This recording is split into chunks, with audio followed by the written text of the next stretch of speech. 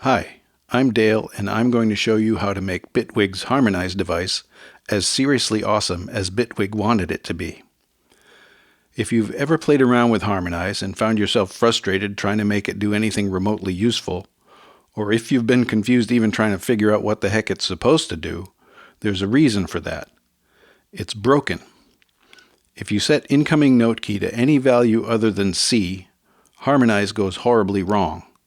It plays notes that, instead of conforming to the harmony, actively clash with the harmony.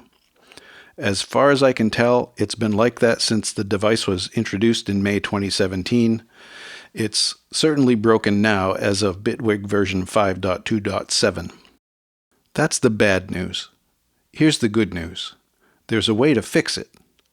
I'm going to show you in detail how Harmonize is supposed to work, how it's broken, and how to work around the problem and get it to do exactly what Bitwig intended in the first place. This isn't a user guide. I'm not going to show you how to do awesome stuff with Harmonize, but here's the thing. Once you know what Harmonize is supposed to do and how to make it do that, you're not going to have the slightest bit of trouble coming up with all kinds of interesting, creative stuff to do with it. Let's see what Bitwig's documentation has to say. The user guide describes Harmonize as a note transposer that conforms incoming notes based on the active note messages of a different track, set as the harmony source. To improve the device's logic, a pattern key should be defined. This tells us that Harmonize has two main functions: transpose notes, somehow, and conform them, somehow, to the harmony.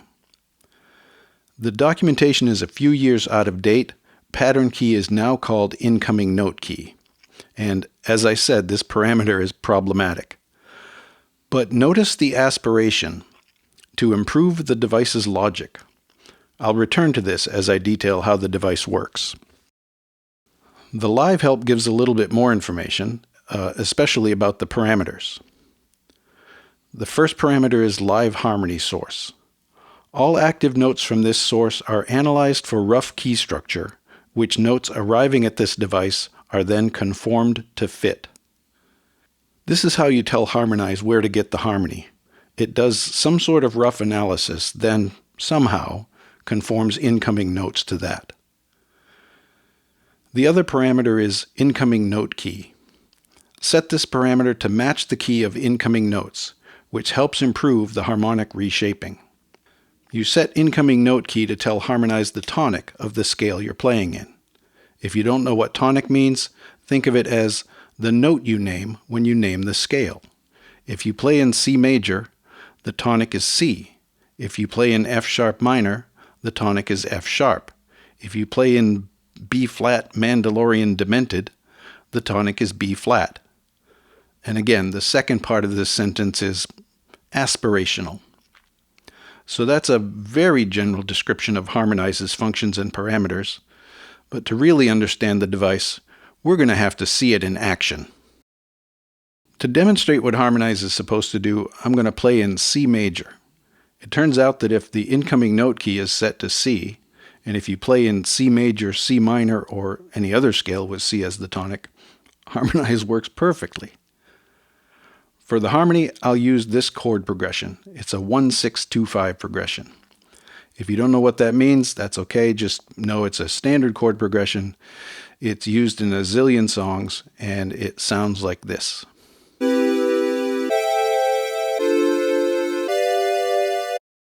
For the input, I'll use this repeating pattern of ascending 16th notes, also in C major. It sounds like this. And if I play them together,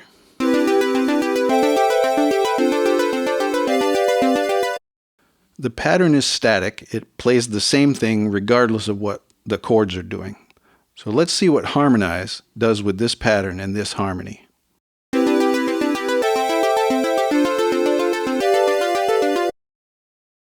I noticed two things.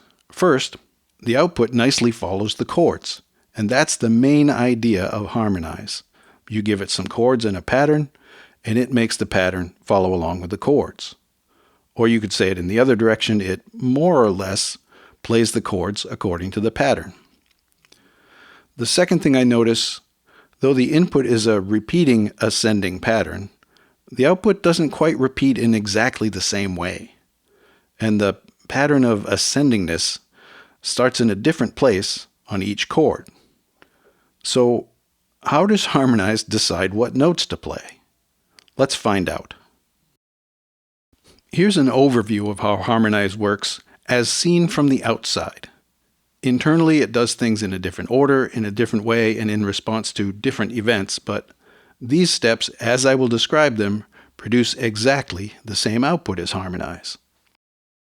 Whenever Harmonize receives a note at its input, it does three things: transpose the note based on the harmony, conform the note to the harmony, and wrap the note, if necessary, back into the note's original octave. Let's look at each step in detail. Step 1. Transpose based on the harmony. How far Harmonize transposes depends on two things: the lowest note in the harmony and the incoming note key. In this step, Harmonize identifies the lowest note in the harmony, determines how far that is from the incoming note key, and transposes the input note by that amount. Let's look at the harmony. The first chord is C major 7. The lowest note is C3. Remember that we've set the incoming note key to C. How far is C3 from C? 0 semitones. So while this C major 7 chord is playing, Harmonize will transpose each input note up by 0 semitones. The next chord is A minor 7. The lowest note is A3. How far is A3 from C? Well, the closest C is C4, but to determine how far to transpose, Harmonize always counts up from the incoming note key. A3 is 9 semitones up from C. So while this A minor 7 is playing, Harmonize will transpose each input note up by 9 semitones. Similarly, while the D minor 7 is playing, each input note will be transposed up by 2 semitones. And while the G7 is playing, up by 7 semitones. Let's apply this to the incoming notes. I'll start by making a copy of the pattern, and then I'll overlay that on the harmony. We said that while the C major 7 is playing, Harmonize transposes the input notes up by 0 semitones. That's easy. All of these notes stay where they are. While the A minor 7 is playing, Harmonize transposes by 9 semitones. While the D minor 7 is playing, by 2 semitones. While the G7 is playing, by 7 semitones. I'll pause here for a few observations. First is what Harmonize seems to be doing mechanically. Essentially, this step simply takes the pattern and shifts it up onto the chord. We can also say that in a more musical way. Harmonize identifies each note's position in the scale and transposes the note to that same position in the chord. If the input note is the major third of the scale, Harmonize transposes it to the major third of the chord. If it's the fifth of the scale, Harmonize transposes it to the fifth of the chord. And this brings me to the first way that the incoming note key improves the device's logic. The incoming note key tells Harmonize the tonic of the scale, which allows Harmonize to identify each incoming note's position in the scale, and transpose the notes in this musically meaningful way. My second observation: all of my chords are in root position. What if I played inversions? I'm not going to demonstrate that. You can experiment with inversions yourself, but here's what you'll find. Harmonize doesn't do any sort of sophisticated analysis to figure out the root note of the chord. It simply identifies the lowest note in the harmony and transposes based on that. That's it. It's that simple. A second thing I'm not demonstrating, and you can experiment with: Harmonize doesn't care about the octave of the lowest note. It only cares how far the lowest note is from the incoming note key. And that means you can move the lowest note to any octave And as long as it remains the lowest note, Harmonize transposes by the same amount. Okay, we've completed step 1. We've transposed all of the input notes. Let's hear how that sounds.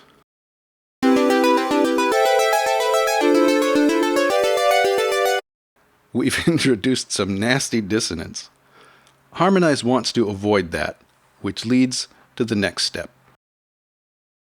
Step 2 is to conform the transpose note to the harmony. A more precise way to say this, Harmonize resolves any clashes it identifies. A transpose note clashes if it is adjacent to a note that matches the harmony, but not on a note that matches the harmony. There's a lot to unpack there, so let's work through some examples. Take these C3 notes on the C major 7th chord. These notes match the C3 in the harmony. If a transpose note matches a note in the harmony, then it already conforms to the harmony. There's no clash to resolve, so this step leaves the note where it is. The same with the G3 and B3 notes. What about the D3 notes? They don't match a harmony note, and neither do the adjacent notes, the C-sharp 3 below and the D-sharp 3 above.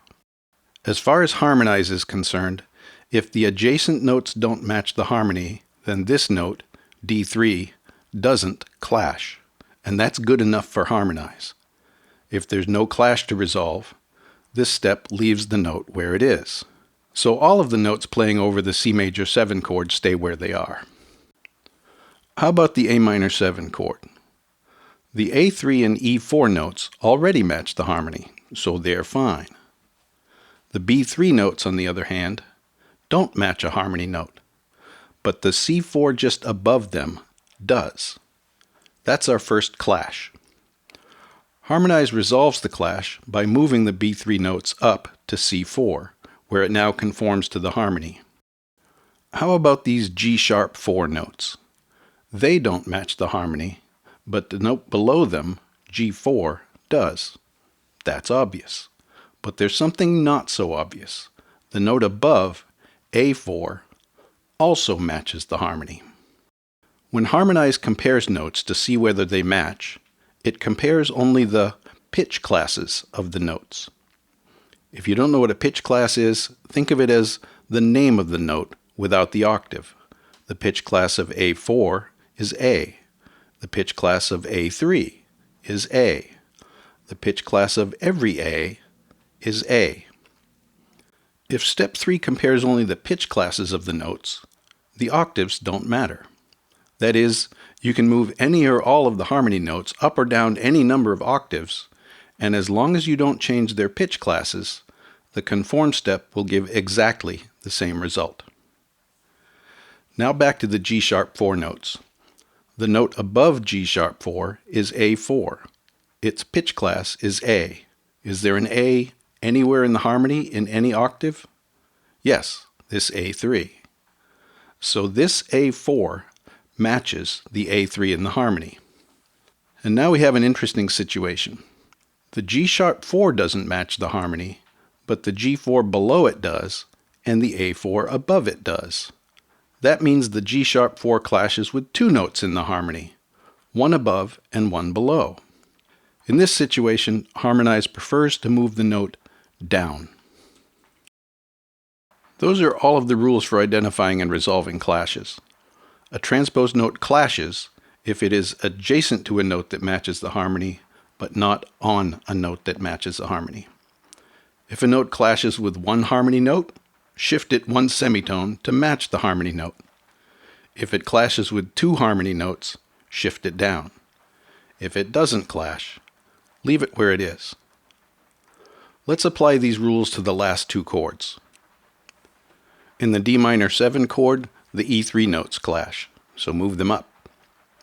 The C-sharp 4 notes clash with two harmony notes, so move them down.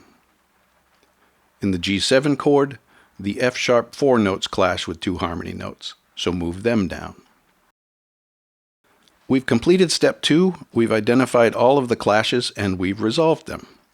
How does that sound?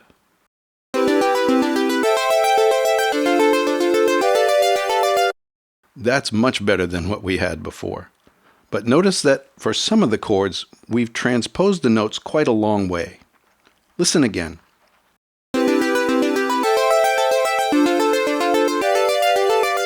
Some of the notes kind of feel like they've jumped into a different register. That can be jarring, and Harmonize wants to avoid that, which leads to our final step. The final step is to wrap the output note into the same octave as the input note. So far, we've transposed the input notes and adjusted them so that they don't clash with the harmony. If those two steps move the note from one octave to another, Harmonize thinks that's too far and moves the note back to the octave where it started.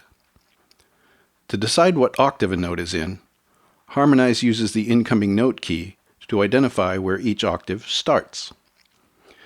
If you set the incoming note key to D sharp, Harmonize considers each octave to start at D sharp and end at the next D.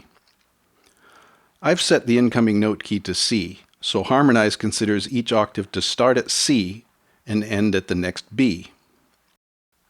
As far as Harmonize is concerned, all of our input notes are in a single octave, the one that starts at C3 and ends at B3. If any of those notes have been moved above B3, they've moved from one octave to another. So step 3 transposes them down into the original octave. Remember when I first enabled Harmonize and pointed out that the output seems to play different patterns on each chord? This step is why that happened. After step 2, the notes ascended in just the same way as the input. But because some of the notes had escaped into a higher octave, this step wrapped them back down. This step is the second way that the incoming note key improves the device's logic. It allows Harmonize to wrap notes at musically meaningful octave boundaries. We've completed step 3. We've prevented jarring leaps by wrapping notes down into their original octaves, and let's hear how that sounds.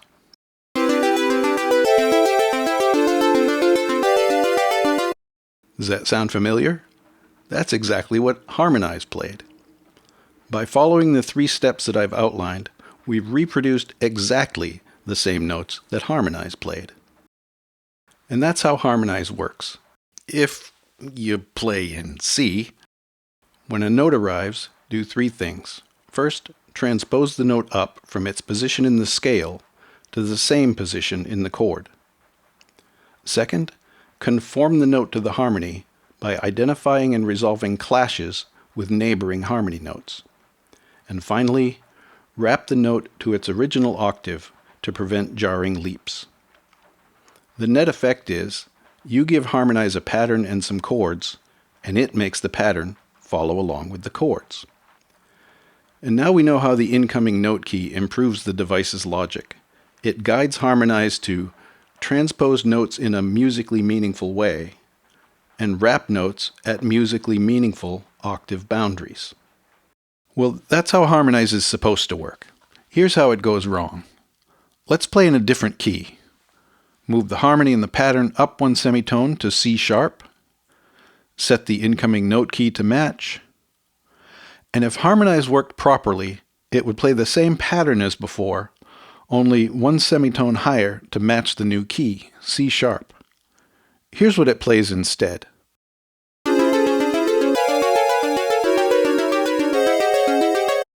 That sounds bad.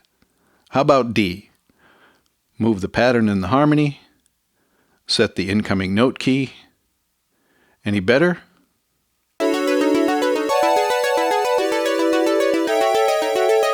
Bad again. One more try. How about D sharp?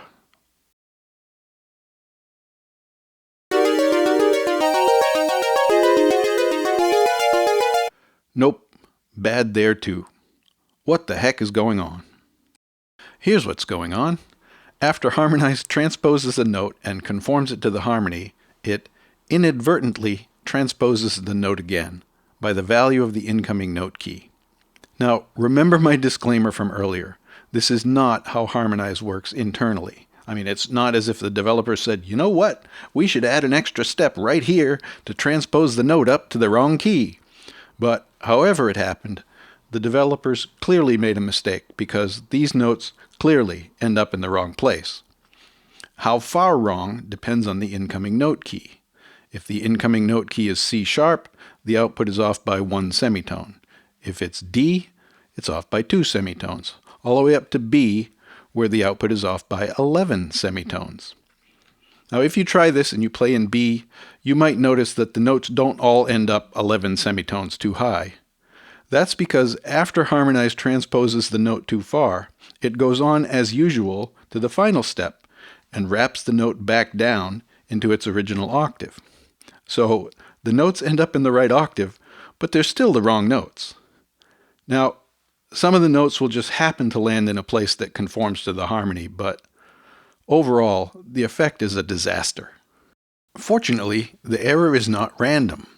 When Harmonize transposes too far, it overshoots by the value of the incoming note key every time, which means that the overshoot is entirely predictable. Maybe we can take advantage of that. Let's say we're playing in D sharp, like our latest example. The documentation encourages us to set the incoming note key to D sharp, which we've done. The value of the parameter is 3. Now we know that when we do that, Harmonize overshoots by exactly 3 semitones. Can we compensate for that? Can we subtract 3 semitones from somewhere? I can see 4 places. We could transpose the input notes down by 3 semitones, or transpose the harmony notes down by 3 semitones, or transpose the output notes down by 3 semitones, or we could set the incoming note key to C, 3 semitones below the actual tonic of our scale. I've tried each of these potential workarounds, and here's what I discovered. The first option, transposing the input notes, doesn't work. It plays different notes that clash horribly with the harmony. I'm not going to show you that. If you're curious, try it yourself. The second option, transposing the harmony, works perfectly. It produces exactly the output that Bitwig has in mind when they tell you to set the incoming note key. As for the last 2 options, transposing the output notes or setting the incoming note key to C, they work sort of. The output does conform to the harmony, but Harmonize's note choices are quirky. Let's see each of these workarounds in action. The best workaround is to transpose the harmony entering the live harmony source down by a number of semitones equal to the value of the incoming note key. We're playing in D sharp. The value of the incoming note key is 3, so we'll transpose the harmony down by 3 semitones. To do that, we'll need 2 additional devices. The first is a note receiver, which we'll add before Harmonize. Its job is to fetch the harmony. To do that, set its note source to receive notes from the harmony. We don't want Harmonize to receive the harmony at its input, so we'll mute the note receiver's source. We do want Harmonize to receive the input from this track, so we'll unmute the note receiver's input. Now that we're receiving the harmony, we'll need to transpose it. We'll do that by inserting a note transpose device into the note receiver's source effects chain. To transpose the harmony, set the note transpose device to transpose down by the value of incoming note key. The value of D sharp is 3, so we'll transpose down by 3 semitones. One final step, tell Harmonize to use the transposed harmony from the note transpose. That's in this track, in the note receiver's chains, in the source effects chain, and finally, there's the note transpose. That's a lot of work we have to do, but listen.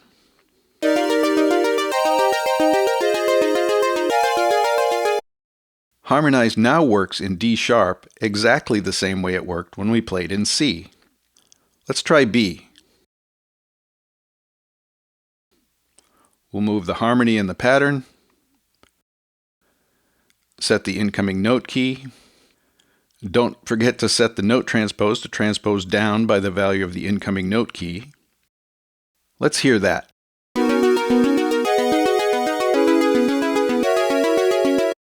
That's perfect. This workaround, transposing the harmony, makes Harmonize work as intended in every key. If that's more work than you want to do, here's a workaround that is simpler if quirkier.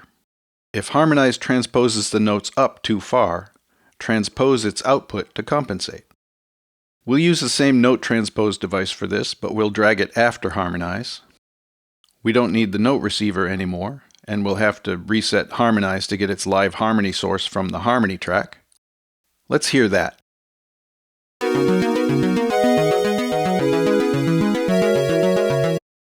That's interesting. The output conforms to the harmony, but there's an obvious quirk. Though the lowest note in the input was B2, almost all of the output notes are lower than B2. How did that happen? This happens because Harmonize still, internally, transposes the notes too high, in this case by 11 semitones. So more notes than usual escape into higher octaves. So the final step of the process wraps more notes than usual back down an octave. And then we transpose the notes down another 11 semitones.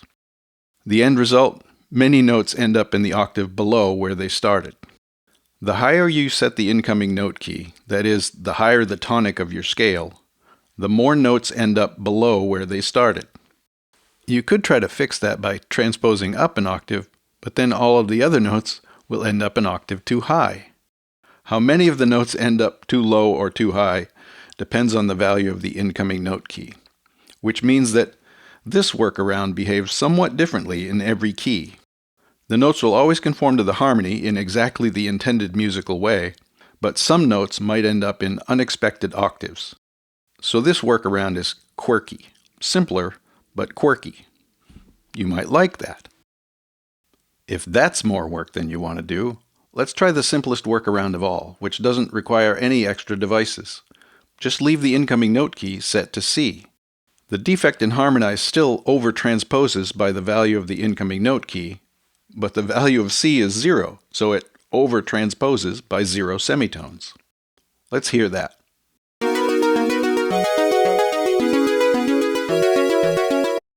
Those low notes are weirdly low.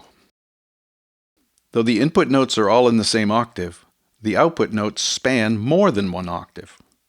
How did that happen? I'll get back to that. But first, I want to explain another quirk that's quite subtle. So subtle that you might not even notice it until you move your song from one key to another. Remember the first way that the incoming note key is trying to help. Harmonize wants to transpose each note from its position in the scale to the corresponding position in the chord. To do that, it needs to know the tonic of the scale. But because we've told Harmonize that the tonic is C, it computes how far the note is from C and moves it to that position in the chord. The result isn't related to the actual scale or to the harmony in any meaningful way. Depending on what key you're playing in, instead of mapping, say, the major third of the scale onto the major third of the chord, it might map it onto the minor second of the chord, or the augmented fifth, or some other place. Now, once the transpose step transposes the note to this kinda arbitrary position in the chord, the conform step comes along and makes the note conform to whatever harmony happens to be at that spot. So the output conforms to some more or less arbitrary position in the harmony. Pretty subtle. Well, subtle until you move your song to another key and Harmonize surprises you by harmonizing in a totally different way. Let's get back to the more obvious quirk, those weirdly low notes. Remember the second way that the incoming note key wants to help. It tells Harmonize where the octaves start, so it can keep the output notes from escaping into jarringly higher octaves.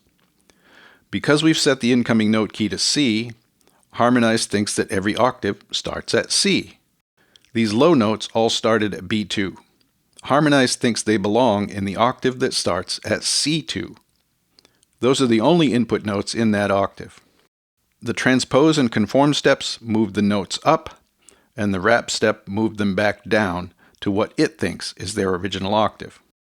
So if the incoming note key doesn't match the actual tonic of the scale, Harmonize's idea of where the octaves start has no particular relation to the key we're actually playing in. Some notes end up in unexpected octaves. As with the previous workaround, this one behaves differently in every key.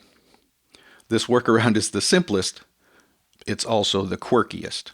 Again, you might like that. Well, there you have it. How Harmonize is supposed to work, how it's broken, and 3 different ways to work around the problem. And one of those workarounds, transposing the harmony, gives exactly the output that Bitwig intended. Now you know how to make Harmonize do what it's supposed to do, and finally turn it into the awesome creative tool it was always meant to be.